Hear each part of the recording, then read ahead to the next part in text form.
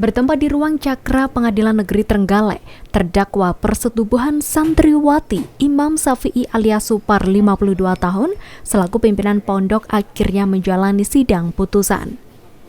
Dalam sidang putusan, terdakwa Supar terbukti telah melanggar Undang-Undang Perlindungan Anak, di mana terdakwa telah melakukan persetubuhan terhadap santriwati dengan paksaan hingga korban hamil.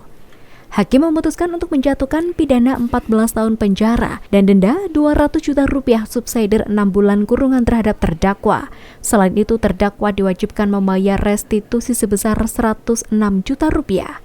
Apabila terdakwa tidak membayar restitusi, maka jaksa akan menyita dan melelang harta benda milik terdakwa.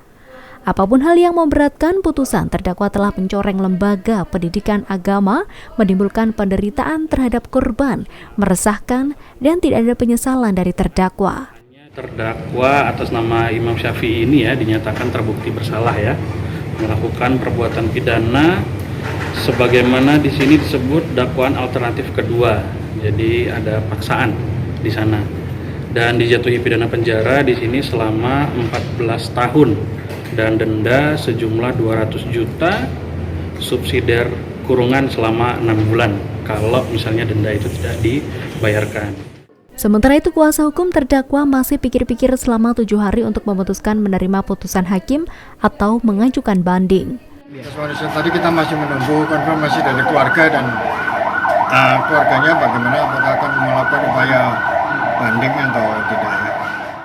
Sedangkan kuasa hukum korban menilai putusan hakim belum adil, mengingat putusan kasus serupa jauh lebih tinggi dan dampak yang dialami korban jauh lebih berat. Dari aspek keadilan memang mulai dari tuntutan kalau diperbandingkan kesenjangan, misalnya kita bandingkan dengan perkara lain, mungkin merasa belum adil gitu loh. Karena tuntutannya 14 tahun, kemudian putusan 14 tahun, saya kira pengadilan negeri Trenggalek wajar aja.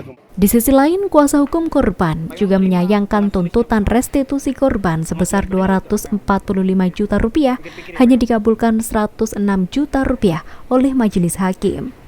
Dari Trenggalek, Simon Bagus, Hamam Deva melaporkan.